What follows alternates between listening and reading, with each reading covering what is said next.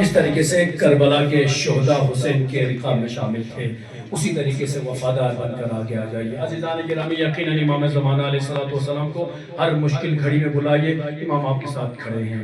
لیکن امام علیہ السلام نے فرمایا کہ جب تم ہمیں پکارو، یقیناً امام علیہ السلام ہماری صدا پر لبیک کہنے کے تیار ہیں، لیکن ہم امام کو پکارنے کے لیے تیاری نہیں دیتے ہیں، ہم امام کو کبھی پکارتے ہی نہیں ہے۔ ہر وقت امام زمانہ علیہ السلام کو پکارتے رہیے گا، انشاءاللہ امام آپ کے ساتھ ہے۔ ہم یتیم نہیں ہیں، ہمارے تو وارث موجود ہیں، لہذا جس کا وارث ہوتا وہ یتیم نہیں ہوتا اور وہ سینہ تان کے زندگی گزار سکتا ہے۔ تو لہذا امام زمانہ علیہ السلام کے آپ چاہنے والے ہیں، ہر وقت امام کو اپنی دعاؤں میں شامل کریے۔ اور جب جس طرح ہم کہتے ہیں اللہ جل یا صاحب الزمان، جب امام کے ظہور کے لیے دعائیں کرتے ہیں تو ساتھ میں اپنے آپ کو بھی چینج کر دیجئے گا۔ کل امام زمانہ علیہ السلام تشریف لائیں گے تو ہمارا کریکٹر ایسا ہونا چاہیے کہ ہم امام کے آوان و انصار میں شامل ہو سکیں۔ عزیزان گرامی، یقیناً اس کی مثال ہے آج کے دور کے ہمارے مراجع اعظام، جو امام زمانہ علیہ السلام کی یقیناً کہہ سکتے ہیں حق کی آوان و انصار میں شامل ہے۔ کیوں؟ ان کا کریکٹر ہے وہ ہماری طرح ہے، مجتہدین اور ہمارے کوئی فرق نہیں ہے، وہ صرف علم میں آگے، باقی وہ بھی غیر معصوم، ہم بھی غیر معصوم ہیں۔ وہ معصوم نہیں ہے لیکن ان کی زندگی مثل معصوم ہوتی ہے۔ آپ کسی مجتہد سے غلط فعل یا غلط قول کی توقع نہیں رکھ سکتے، لہٰذا ہمیشہ وہ معصوموں کی طرح زندگی گزارتے ہیں۔ تو ہمیں بھی چاہیے ہم اپنے مراجع اعظام کی سیرت پر عمل کرتے ہوئے اس طریقے سے بنے کہ امام زمانہ علیہ السلام جب ظہور فرمائیں گے تو آپ کو نوٹیشن بھیجتے ہوئے آپ ہمارے فوجوں میں شامل ہو جائیے۔ لہٰذا عزیزان گرامی، آج ایران میں ہم دیکھتے ہیں سب سے زیادہ جو دعائیں پڑھی جاتی ہے، دعائیں امام زمانہ علیہ السلام کی دعائیں پڑھی جاتی ہیں۔ اور آج اگر ایران میں پہلے خود پورا مکمل بتا چکے، امام زمانہ علیہ السلام کی نظر رہتی ہے تو کوئی کچھ بگاڑ نہیں سکتا ہے، امام حفاظت کرتے ہیں۔ آج ایران میں اتنا دباؤ ہونے کے باوجود ہم دیکھتے ہیں کہ ایران پھر بھی الحمدللہ محفوظ ہے، ایران پھر بھی چمکتا ہے۔ تو یوں سمجھ لیجئے گا امام زمانہ علیہ السلام سے ان کا لگاؤ ہے۔ ایرانی امام زمانہ کو ہر وقت بلاتے، ہر مشکل میں بلاتے ہیں اور یقیناً اسی لیے ایرانی کامیاب ہے۔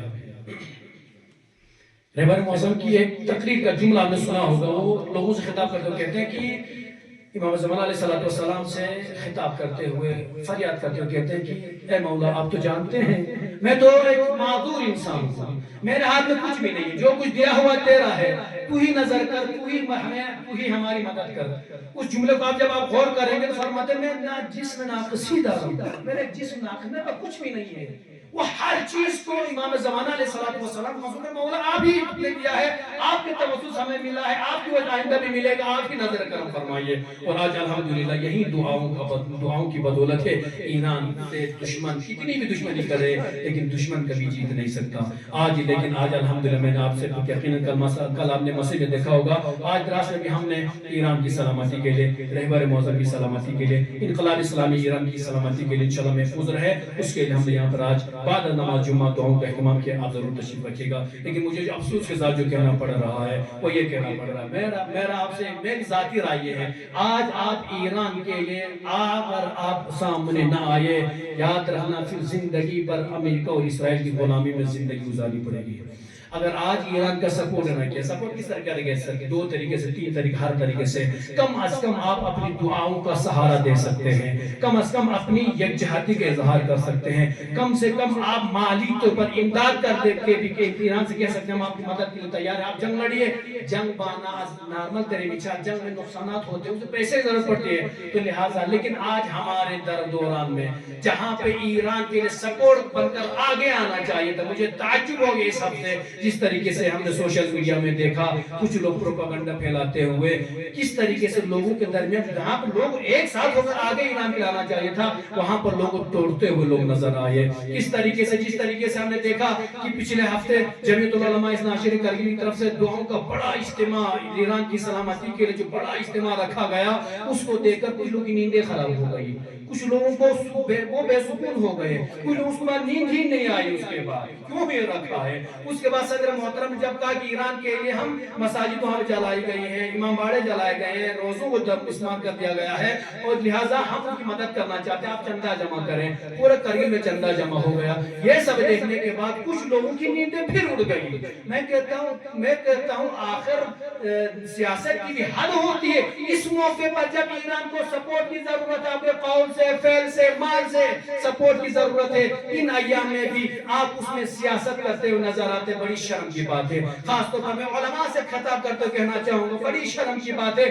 اس ٹائم تو لوگوں کو، ان بیچارے عوام کو ایک کرنا چاہے تھا ایران کے لیے، لیکن اس میں بھی سیاست کرتے ہوئے نظر آتے ہیں۔ جب کسی کی دال نہیں گلتی ہے تو وہاں پہ دال دلانے کے لیے طرح طرح کے پروپیگنڈے پھیلائے جا رہے ہیں۔ بہت افسوس ہو گیا ہمیں، لیکن میں دراز کے اپنے باشعور عوام سے کہوں گا ایسے پروپیگنڈوں میں کبھی نہ آنا، ایران کے لیے ہمیشہ کھڑے رہنا، چاہے وہ مال کی ضرورت ہے اپنا مال قربان کر دینا اس انقلاب کے لیے، اگر آپ کی جان کی ضرورت پڑے گی تو جان قربان کر دینا اس انقلاب کے لیے، کسی کے بہکاوے میں نہ آنا۔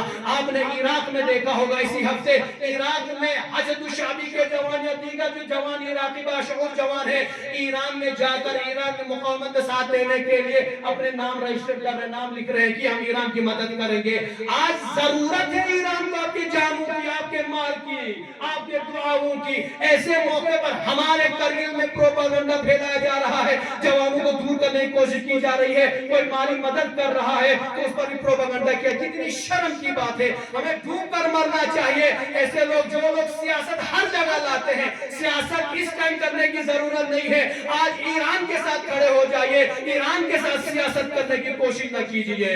لہٰذا میں یقیناً ان تمام طلباء اور ان تمام علماء کی مذمت کرتا ہوں جو ان حالات میں بھی ایران کے ساتھ سیاست کرتے نظر آتے ہیں۔ لہٰذا میری دعا ہے خداوند عالمین سے، خدایا ایران کی زمین کو شر انس اور شر جن سے محفوظ فرما، خدایا انقلاب اسلامی ایران کی حفاظت فرما، خدایا رہبر معظم کی جان کی حفاظت فرما، خدا ایران کے جتنے بھی سپاہی نیام میں لڑ رہے ہیں دشمن کے ساتھ، خدایا ان تمام سپاہیوں کی جان کی حفاظت فرما، خدا ایران میں موجود تمام علماء، تمام طلباء، ہمارے تمام زکاروں کی حفاظت فرما، دشمن امریکہ اسرائیل کو نشت و نابود فرما، خدایا ہم سب کو دین کے لیے مر مٹنے کا جذبہ عطا فرما، خدایا بحق محمد و آل محمد امام زمان علیہ السلام کے ظہور میں تعجیل عطا فرما، ہم سب کو امام کے اعوان اور انصار میں شمار فرما۔